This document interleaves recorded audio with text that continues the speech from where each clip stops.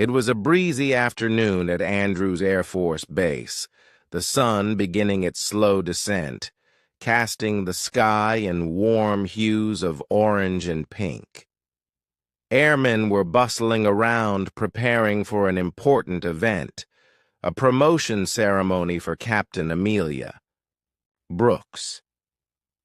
At just 32 years old, Amelia was already a rising star in the Air Force, known for her courage, leadership, and tireless dedication. Rumors had circulated that a special guest might attend the ceremony, President Donald Trump. Some dismissed it as mere gossip. After all, the president's schedule was packed, and unannounced visits were rare. But just as the band began tuning their instruments and the flags were raised, a motorcade rolled onto the tarmac. Secret Service agents stepped out first, scanning the surroundings, and then there he was, Donald Trump, smiling and waving, walking confidently toward the assembled airmen. Amelia froze. This was unexpected. No one had anticipated this, least of all her. The ceremony was supposed to be small, a private gathering of family and peers. Trump's presence changed everything. "Good afternoon, everyone," Trump called out warmly. "I heard someone special was getting promoted today, so I thought I'd drop by and see for myself." The crowd applauded, some nervously, others with genuine excitement. Amelia's heart raced. She wasn't accustomed to this level of attention. She had only invited her parents and younger brother. Now, standing a few feet away, was the leader of the free world. As Trump shook hands with commanders and posed for a few quick photos, Amelia wondered, "Is this going to change everything about my special day?" She squared her shoulders. Regardless of what happened, today was about service, not politics, and she was determined to honor it. Colonel Harris, the commanding officer, stepped up to the podium, clearing his throat. "Ladies and gentlemen," he began, glancing briefly toward Trump, who nodded respectfully, "today we gather to recognize the extraordinary service of Captain Amelia Brooks." Amelia stood at attention, her uniform crisp and her medals gleaming in the fading light. Her parents beamed from the small crowd. Her 14-year-old brother, Evan, stood shyly beside them, clutching a bouquet of wildflowers but unsure how to hold them properly. Colonel Harris continued, recounting Amelia's years of service, her tours overseas, humanitarian missions, late nights training new recruits, and countless lives touched by her leadership. Each word seemed to resonate deeply with the crowd. Even Trump, usually larger than life, listened intently. Amelia's mind swirled with memories of the difficult days, the loneliness of being stationed far from home, the missions that ended. In tragedy, the self-doubt she quietly battled. She never sought the spotlight. She simply wanted to serve. When her name was called to come forward, her legs felt heavy. She stepped up, saluted sharply, and stood before the colonel as her new rank insignia gleamed in the box he held. Her family was invited to pin the new rank on her shoulders. Amelia caught Trump's eye. He wasn't smiling now. Instead, he watched her with quiet respect, almost as though he saw something others often missed. The crowd clapped as Evan, with a shy smile, pinned the new bars on her uniform. Amelia knelt slightly to allow him to reach. As she stood, She was officially Major Brooks. The moment was overwhelming. Then something unexpected happened. Trump stepped forward, not as president, but as a man. The crowd parted as he approached the podium. Everyone held their breath. Even Colonel Harris stepped aside, unsure of what would happen next. Trump leaned into the microphone, but instead of delivering a political speech, he spoke gently. "You know," he began, "I've met a lot of people wearing this nation's uniform. Brave men, brave women, but once in a while you meet someone whose spirit just stands a little taller." He turned to Amelia. "Major Brooks, today it's not just your rank that's rising, it's your example." The crowd murmured, touched by the sincerity in his voice. Amelia stood frozen, blinking rapidly. "And with your permission," Trump continued, pulling something from his jacket pocket, "I'd like to give you a small gift, not from me as president, but from me as a grateful American." He opened his hand to reveal a simple silver coin, a presidential challenge coin, something rarely handed out personally. The coin gleamed in the fading light. Trump placed it in Amelia's palm and gently closed her fingers around it. The weight of it felt heavier than gold. After the ceremony ended, people mingled, took photos, and congratulated Amelia. But Trump didn't rush off as expected. Instead, he stayed, wandering through the crowd, shaking hands, thanking service members for their duty. He chatted with Amelia's parents, making her mother laugh nervously and her father, a retired mechanic, beam with pride. Meanwhile, Amelia stood slightly apart, clutching the coin in her hand. She had spent years serving quietly, never seeking recognition.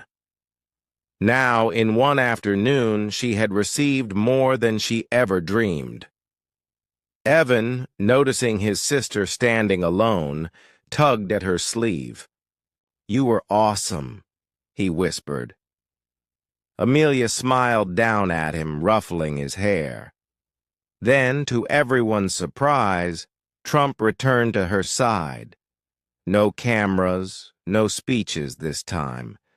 Just a quiet conversation between two people. "You remind me of someone," Trump said. "Someone from years ago. A young pilot who never looked for headlines." Amelia tilted her head.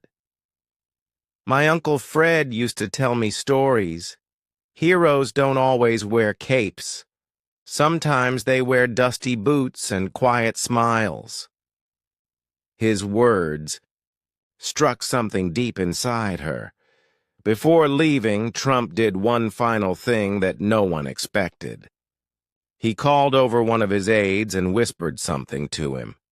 The aide quickly returned with a crisp envelope. Trump handed it to Amelia, looking serious. "This isn't for today," he said.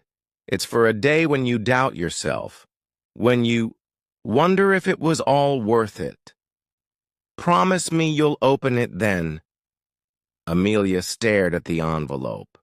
There was no official seal, just her name, handwritten in bold letters, Major Amelia Brooks. She nodded slowly. With that, Trump shook her hand firmly one last time, turned to the crowd, waved, and left without another word. His motorcade soon disappeared into the twilight. Amelia stood there, stunned, the envelope in one hand, the coin in the other. The night air felt heavy with meaning. Something told her that this day would stay with her for the rest of her life.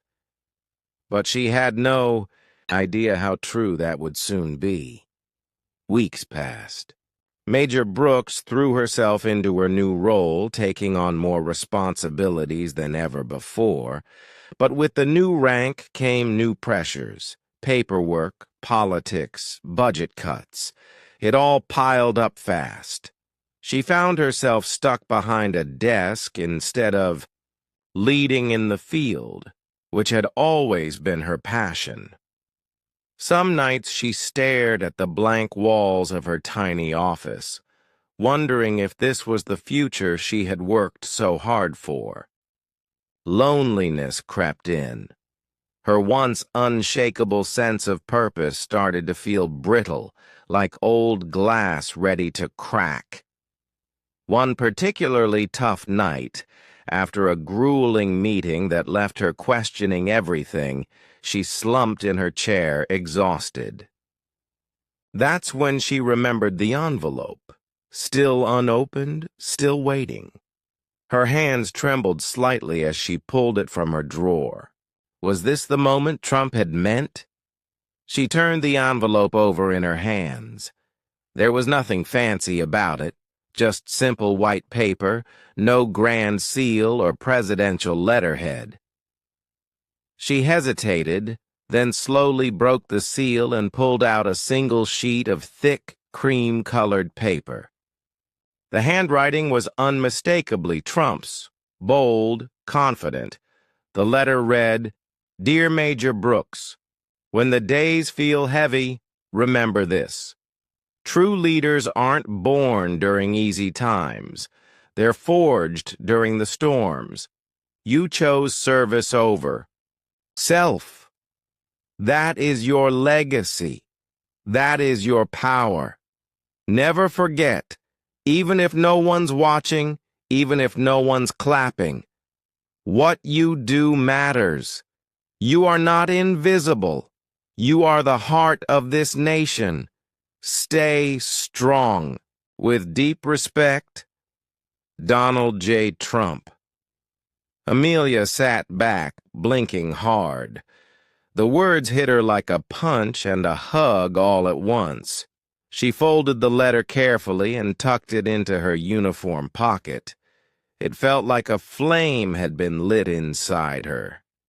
She wasn't here for applause or promotions. She was here for the airmen who needed someone to lead them with heart, not politics, not ego. That night she walked the long path back to the barracks, the stars glittering overhead.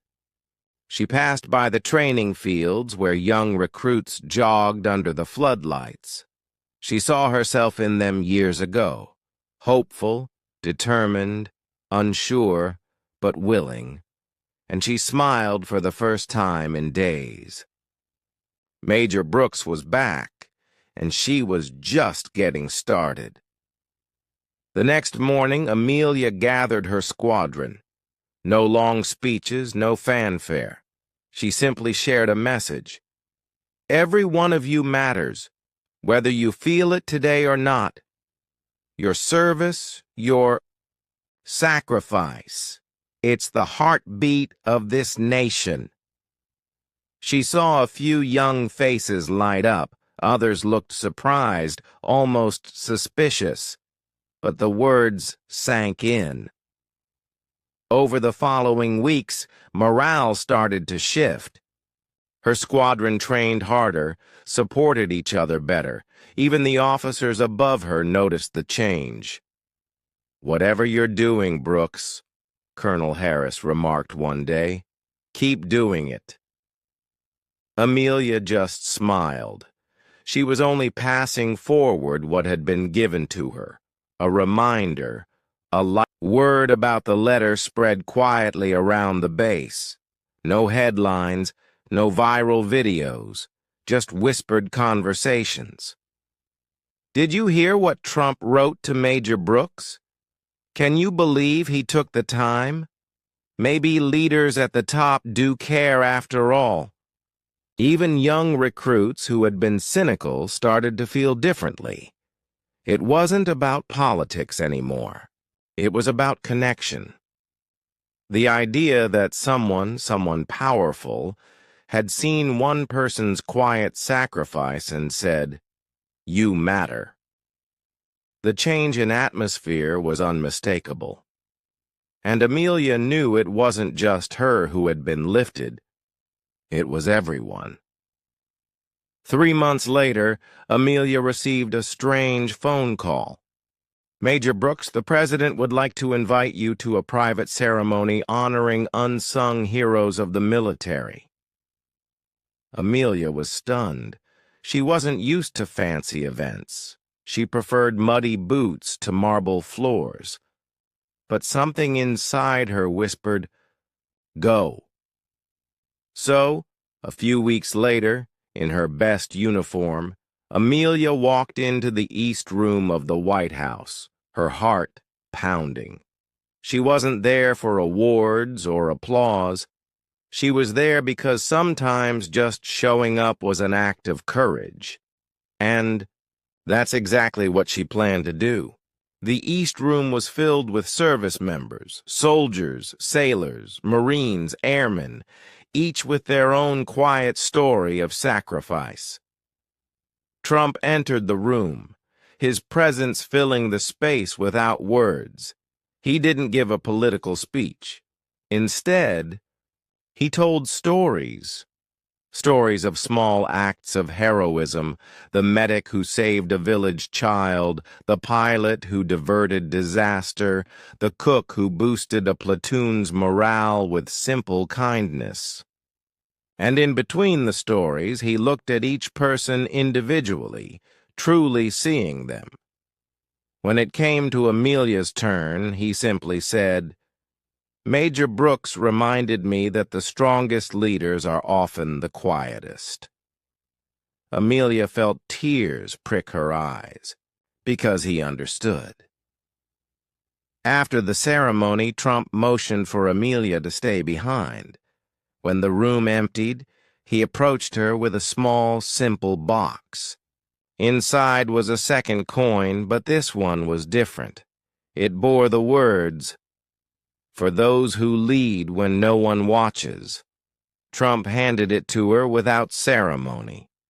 "No cameras, no press release," he said. "Just between you and me." Amelia's voice caught. "Thank you, sir." He nodded. "Never stop leading, Major. This country needs people like you more than ever." In that moment, Amelia understood that leadership wasn't about fame. It was about faithfulness, even when no one was watching.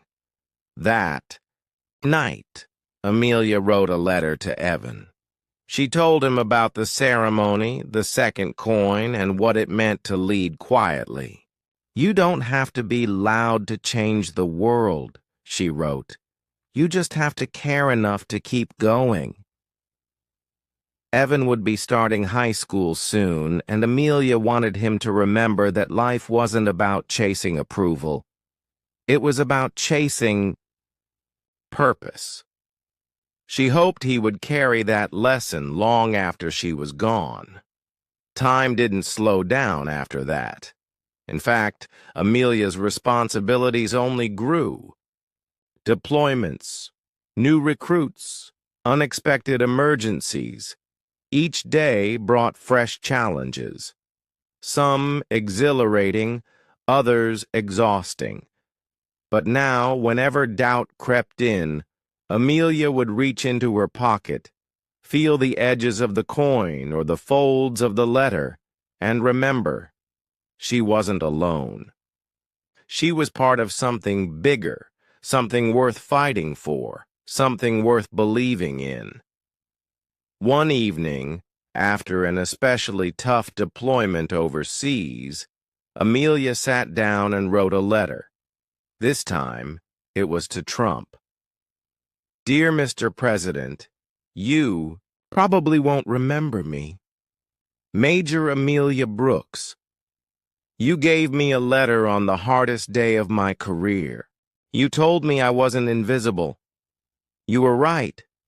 I just wanted you to know I passed that hope on and it made a difference. Thank you. She never expected a reply, and she was okay with that. Because sometimes it's enough just to say, "Thank you." Amelia realized over time that it wasn't the grand gestures that changed lives. It was the quiet words, the unnoticed encouragements, the belief planted like seeds that took root in weary hearts. She became that person for her squadron, the leader who remembered birthdays, who checked in on the quiet ones, who pushed her people when they thought they had nothing left. But when asked why she did it, she would only smile and say, "Because it matters." And maybe, just maybe, she had finally understood what it meant to be truly seen.